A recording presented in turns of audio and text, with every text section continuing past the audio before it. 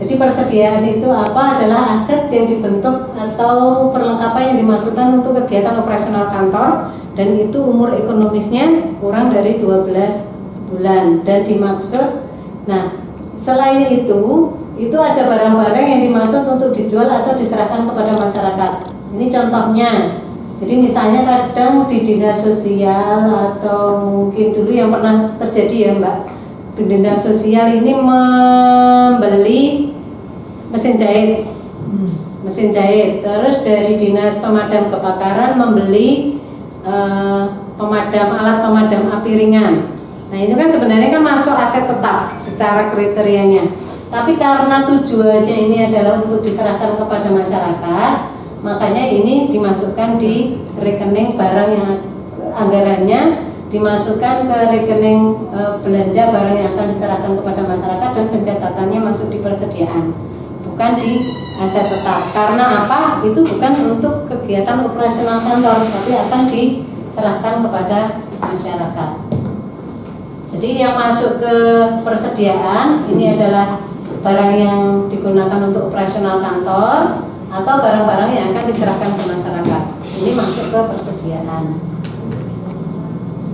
Terus barang yang masuk ke persediaan itu apa? Barang atau supplies yang digunakan dalam rangka kegiatan operasional kantor. Jadi barang misalnya kayak ATK yang dipakai terus atau barang atau supplies yang digunakan dalam kegiatan produksi. Kegiatan produksi ini contohnya kalau di tempat kita ada di UPT Logam, ya kan, itu membuat produksi dari logam cair dibentuk apa gitu ya, molding, biasanya bentuknya molding. Ada yang pernah ke sana? Pinggir sawah, panas banget tempatnya. Pinggir sawah tapi panas. Pinggir sawah. Gudangnya gede, alat-alatnya keren gitu ya, modern. Tapi sayang banyak yang tidak kemampuan SDM-nya untuk mengoperasionalkan kurang. Jadi kadang ada beberapa mesin yang mangkrak. Ini adalah untuk proses produksi. Jadi ini adalah termasuk persediaan juga. Terus barang dalam proses produksi ini juga masuk ke persediaan. Jadi yang barang setengah jadi, bukan setengah pakai, setengah jadi, sama barang yang disimpan untuk dijual atau diserahkan kepada masyarakat. Jadi contohnya dulu yang di tempat kita pernah terjadi itu mesin jahit yang diadakan oleh dinas sosial akan diserahkan pada waktu pelatihan menjahit bagi masyarakat. Terus alat pemadam api ringan di dinas pemadam kebakaran. Nah ini untuk RT RW di lingkungan pemerintah Kota Yogyakarta. Ini dulu karena kasusnya salah penganggaran, jadi harusnya dianggarkan di belanja barang jasa, tapi dianggarkan di belanja modal, sehingga harus proses penghapusan. Nah ini repot. Terus selanjutnya, nah ini kita tadi yang sempat saya singgung. Jadi kapan kita mengakui sebagai beban? Ini ada dua pendekatan, Bapak Ibu. Yang pertama, pendekatan aset. Kalau pendekatan aset itu pada waktu kita menerima persediaan itu dianggap sebagai aset kita semua. Jadi pada waktu kita pakai baru kita diakui sebagai beban.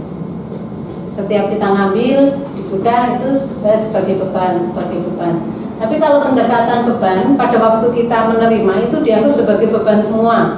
Terus ketika di akhir periode kita melakukan stok opnam, misalnya selama 1 tahun kita belanja untuk misalnya ATK 100 juta, kita punya saldo awal 20 juta, berarti 120 ya. Di akhir tahun ternyata masih 30, berarti beban kita langsung 120 dikurangi 30 menjadi 90. Itu di akhir tahun kita sesuaikan, itulah pendekatan beban. Tapi kalau pendekatan aset ini memang setiap pemakaian, berarti kita punya 20 saldo awal, belanjanya 100, setiap pakai di jurnal sebagai beban. Kita ngambil 10, kita ngambil 5, kita ngambil 3, itu di jurnal sebagai beban. Nah, ini masing-masing pendekatan ada kekurangan dan kelebihannya. Kalau pendekatan aset, ini jadi asetnya itu lebih terkontrol. Dalam artian ketika pemakaian ini akan lebih secara pencatatan akan lebih akurat gitu ya. Asetnya tinggal berapa gitu. Dan biasanya ini karena diikuti setiap ada mutasi ini pada waktu stok online terjadi tidak terlalu selisihnya itu tidak terlalu banyak gitu. Tapi ketika ini menggunakan pendekatan beban, karena itu sudah dianggap beban kan berarti sudah dianggap habis semua gitu kan. Nanti baru di akhir periode sisanya berapa, itulah yang mengurangi beban di awal yang sudah kita catat. Ya memang semua ada plus minusnya. Terus kalau dari sistem pencatatan ini ada yang perpetual, ada yang periodik. Perpetual ini biasanya digunakan untuk yang aset-aset punya kadaluarsa, jadi obat, contohnya obat. Ini karena mutasinya sangat tinggi dan biasanya ada obat-obat yang nilai nominalnya cukup signifikan. Jadi ada satu ampul obat ini yang sampai puluhan juta harganya satu kali suntikan. Ini bisa menggunakan metode perpetual. Perpetual itu setiap nambah atau setiap kurang ini harus segera dicatat. Kalau periodik ini hanya misalnya bulanan atau 3 bulanan kita melakukan stok opnam. Nah ini adalah metode periodik. Terus kalau untuk dari sisi pengukuran ini bisa metode masuk pertama ke keluar pertama, biasa kita kenal dengan FIFO, first in first out. Ini biasanya juga untuk barang-barang yang istilahnya ada tanggal kadaluarsanya, karena kalau yang masuk dulu tidak dikeluarkan dulu mesti surat kadaluarsa. Terus rata-rata tertimbang ini jarang kita gunakan. Metode harga pemberian tarif juga tidak kita gunakan. Jadi di kebijakan akuntansi ini menggunakan yang FIFO ini di kebijakan akuntansi kita, first in first out.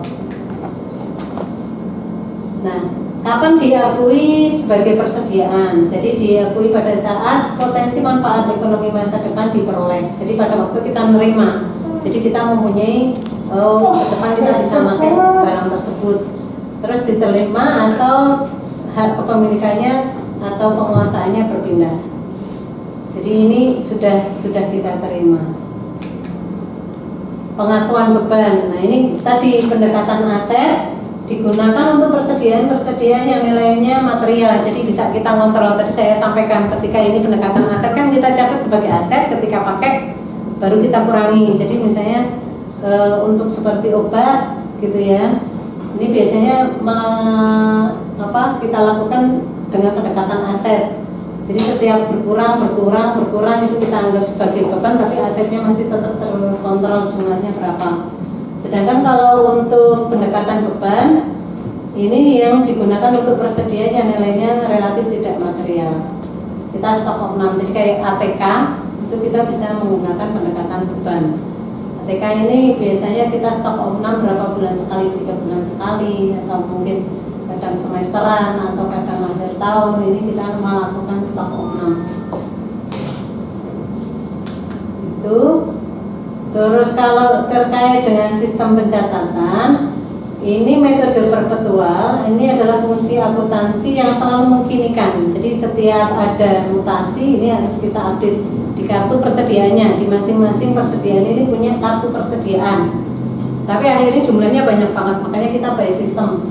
Dan di RSUD, di RS Pratama itu setahu saya juga untuk sistemnya perpetual ini sudah by sistem. Jadi obat misalnya biasanya kan kita ada resep gitu ya. Terus biasanya kita bayar ke kasir, atau kalau pakai BPJS kan tetap ke kasir. Itu di entry dari kasir obat yang keluar ini.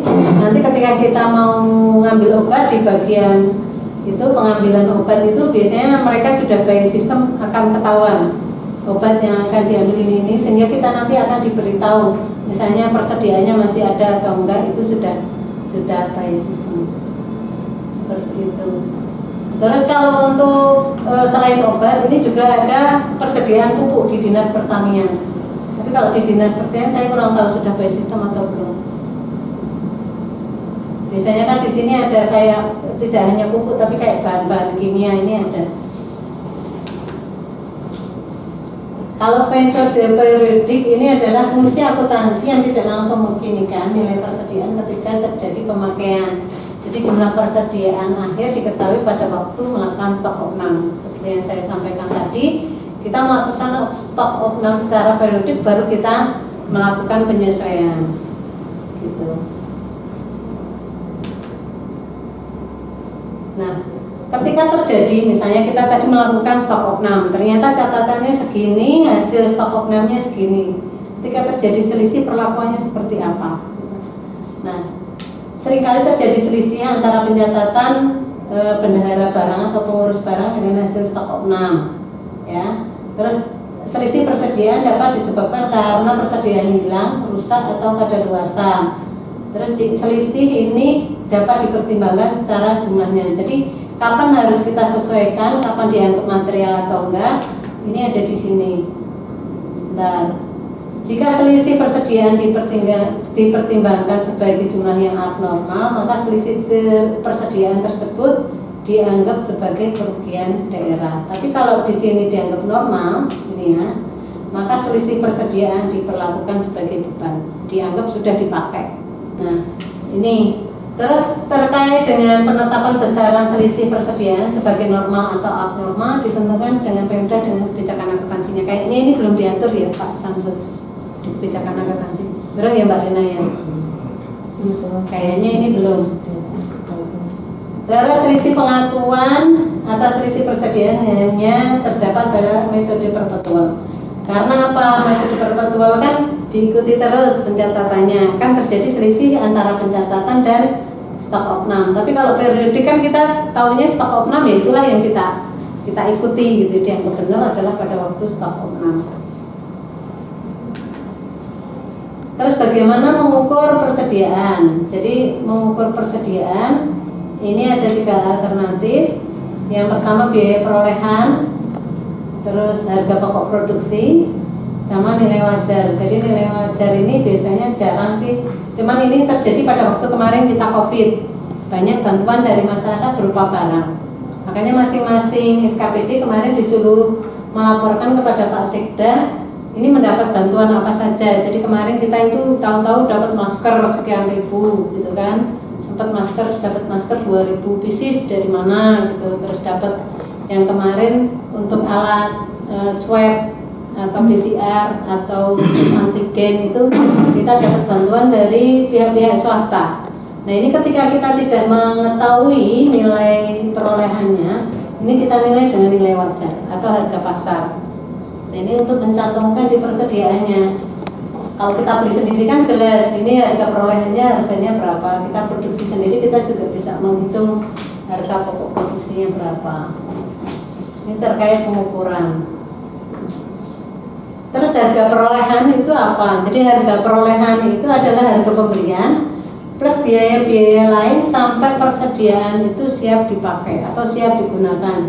Jadi kemungkinan ada biaya angkut, biaya penanganan, terus biaya pemasangan gitu. Cuman ini biasanya sudah termasuk di harga beli kita. Jadi biaya harga beli ya sampai lokasi gitu, tidak memperhitungkan biaya angkot sendiri, biaya apa-apa sendiri gitu, enggak, tapi sudah termasuk harga beli. Terus jika biaya angkut, biaya penanganan dan biaya lainnya dalam memperoleh persediaan ini dipertimbangkan tidak material, ini dapat ditelusuri dan tidak dapat ditelusuri secara langsung, maka biaya-biaya tersebut dapat diabaikan. Nah, biasanya kan kita misalnya untuk membeli persediaan perlu bensin, masa harus ngitung bensinnya pirang liter, nilai nominalnya berapa gitu kan enggak gitu. Biasanya apalagi yang motor pribadi kan enggak mungkin kita atribusikan di biaya perolehan.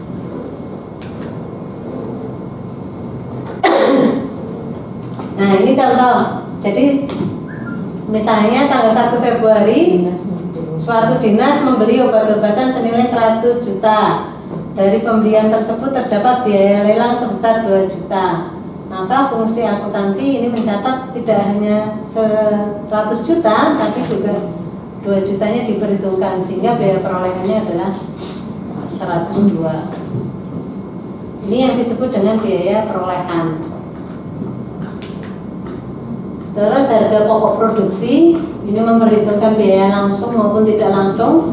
Biaya langsung itu ya materialnya, tidak langsungnya itu ya listrik, air, terus mungkin telepon, ada biaya SDM-nya misalnya.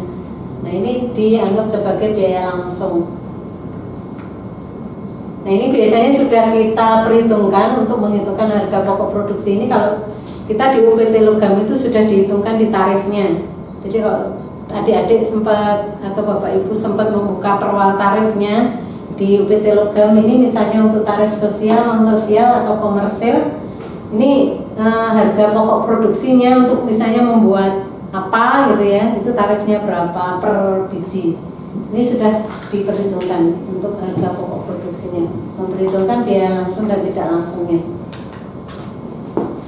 Terus ini contoh lagi, misalnya Dinas Kehutanan Kota Jaya memproduksi minyak kayu putih sendiri. Wah ini nanti ya. Biaya membuat kayu putih terdiri dari bahan baku 75 juta, gaji para pekerja 25 juta, biaya overhead 5.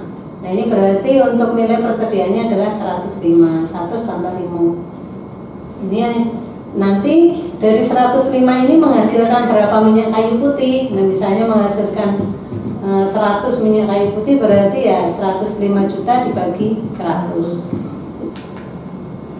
Terus untuk pengukuran nilai wajar persediaan, jadi ini nilai tukar aset dan penyelesaian kewajiban antar pihak.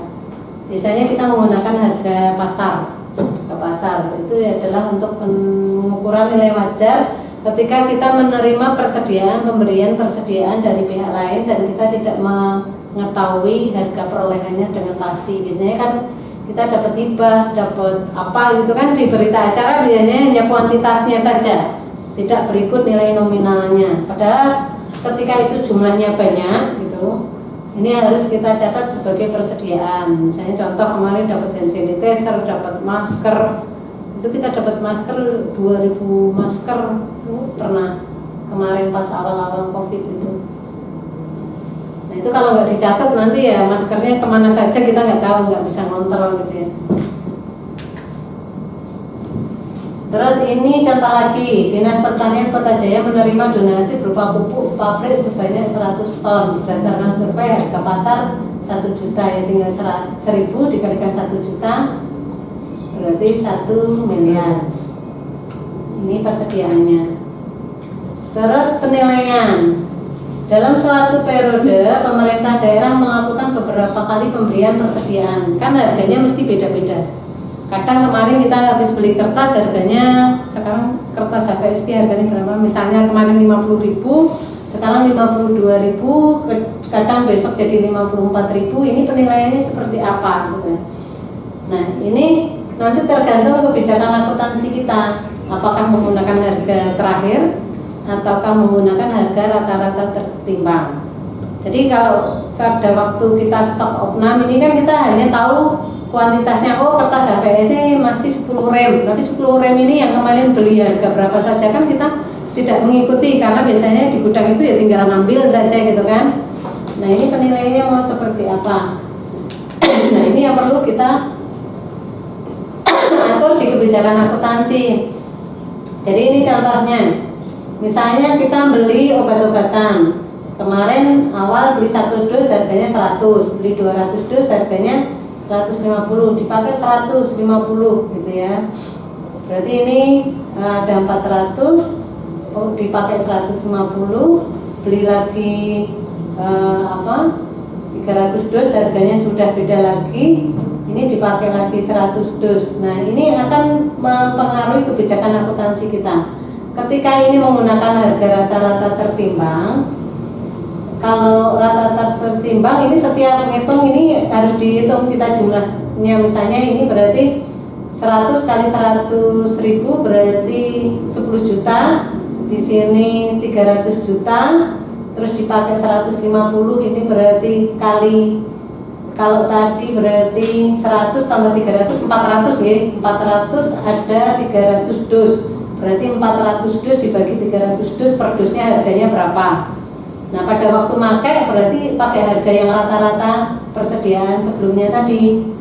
Begitu juga nanti ketika ini ada penambahan dengan harga berbeda, di sini ada pemakaian, ini menggunakan harga rata-rata sudah akumulasi tadi yang ada di sini.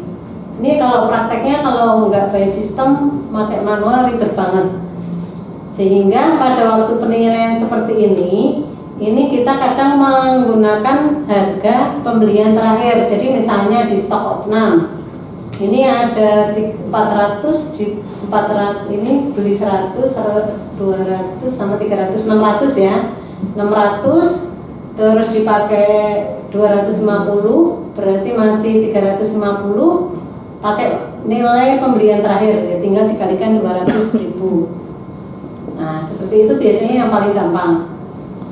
Tapi kalau sudah by system mestinya pakai menggunakan metode apapun bisa gitu ya. Cuman kalau manual akan sangat repot kalau menggunakan harga rata-rata tertimbang. Jadi setiap ada harga kita harus ngitung harga rata-ratanya.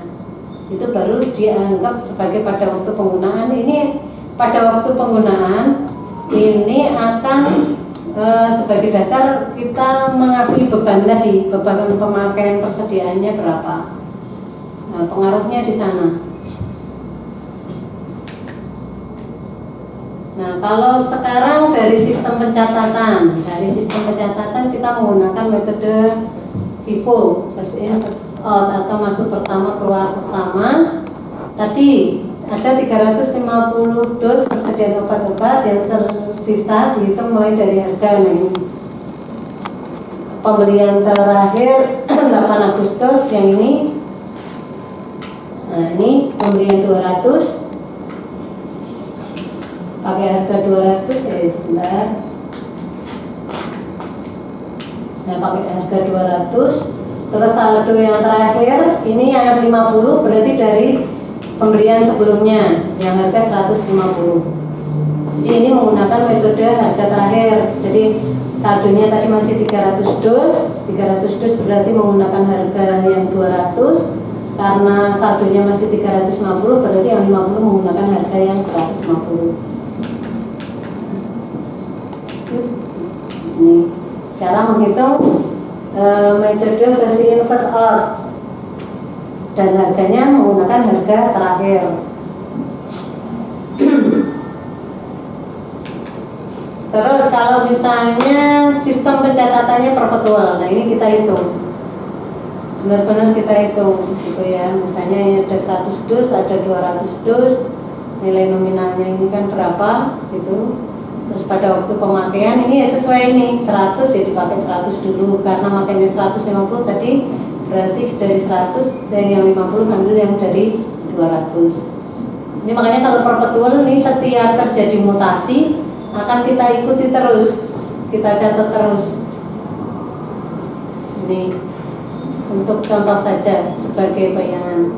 Nah, kalau untuk rata-rata tertimbang ini harus membagi seperti ini Bapak Ibu. Jadi kita punya pembelian berapa kardus, terus jumlah kardusnya berapa, ketemu harganya, nanti kita pakai berapa. Nah, itulah yang sebagai perhitungan beban di sini. Ini ribet kalau nggak pakai sistem.